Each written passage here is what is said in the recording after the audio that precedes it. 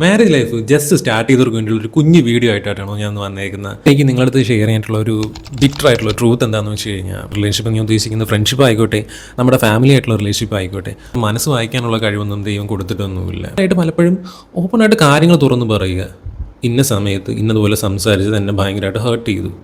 പലപ്പോഴും പല ആളുകളും ചെയ്യുന്നത് ഒരു സൈലൻറ്റ് ട്രീറ്റ്മെൻറ്റ് അങ്ങ് കൊടുക്കുക എന്നുള്ളത് കല്യാണത്തിന് മുമ്പ് തന്നെ നിങ്ങൾ ചിന്തിക്കേണ്ട ഒരു കാര്യമാണെന്നാണ് ഞാൻ പറയുന്നത്. മാറി താമസിക്കുന്നതായിരിക്കും എന്തുകൊണ്ടും നല്ലത്. അത് എൻ്റെ ഒരു ഒപ്പീനിയനാണ്.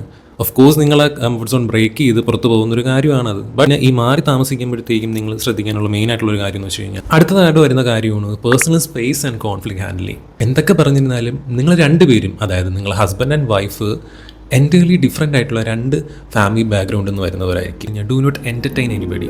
അതായത് നിങ്ങളുടെ പ്രശ്നങ്ങൾ നിങ്ങൾക്കിടയിൽ തന്നെ നിന്ന് നിങ്ങൾ തന്നെ സോൾവ് ചെയ്യണം. അടുത്തതായിട്ട് വരുന്നൊരു കാര്യമാണ് ലവ് ലാംഗ്വേജ് എന്ന് പറയുന്നത്. ഇപ്പോൾ എൻ്റെ ലവ് ലാംഗ്വേജ് ആയിരിക്കണമെന്നില്ല എൻ്റെ പാർട്ട്ണറിൻ്റെ ലവ് ലാംഗ്വേജ്. ഉണ്ടെങ്കിൽ നമ്മുടെ മാരേജ് ലൈഫ് കുറച്ചുകൂടെ ഒന്ന് ഡീപ്പർ കണക്ഷനിലേക്ക് കൊണ്ടുപോകാനും ഫിനാൻഷ്യൽ പ്ലാനിങ്. ഓൾവേസ് റിമെമ്പർ, ഒരിക്കൽ ട്രസ്റ്റ് നഷ്ടപ്പെട്ട് കഴിഞ്ഞാൽ പിന്നെ അത് തിരിച്ചു കിട്ടുക എന്ന് പറയുന്നത് ഭയങ്കര ബുദ്ധിമുട്ടുള്ള കാര്യമാണ്. പല ഡിസഗ്രിമെൻറ്റ്സും പല ചെറിയ വഴക്കുകളും ഒക്കെ ഉണ്ടാവും. അത് ഒരു ദിവസത്തിനപ്പുറം അത് വലിച്ചു നീട്ടി കൊണ്ടുപോകാതിരിക്കാനായിട്ട് ശ്രമിക്കുക. ഈഗോ എന്ന് പറയുന്നൊരു സാധനം ഹസ്ബൻഡ് ആൻഡ് വൈഫിൻ്റെ ഇടയിൽ വന്നു കഴിഞ്ഞാൽ ഒന്ന് സോറി പറയേണ്ടടുത്തൊന്ന് സോറി പറയുക, ഐ ആം സോറി. ചിലപ്പോൾ ചില പ്രശ്നങ്ങൾ അതോടുകൂടിയിട്ട് തീരും. അല്ല, എന്തൊക്കെ പറഞ്ഞാലും at the end of the day നിങ്ങളൊരു ടീമാണ്.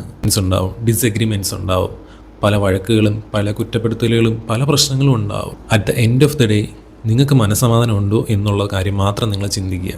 ആ ഒരു കാര്യം ഒന്ന് മനസ്സിൽ വെച്ചേക്കുക. ഓക്കെ, അഡ്ജസ്റ്റ്മെൻറ്റ് ഉണ്ടാവും, അണ്ടർസ്റ്റാൻഡിങ് ഉണ്ടാവും, ടീയേഴ്സ് ഉണ്ടാവും, എഗ്രിമെൻറ്റ്സ് ഉണ്ടാവും, ഡിസഗ്രിമെൻറ്റ്സ് ഉണ്ടാവും.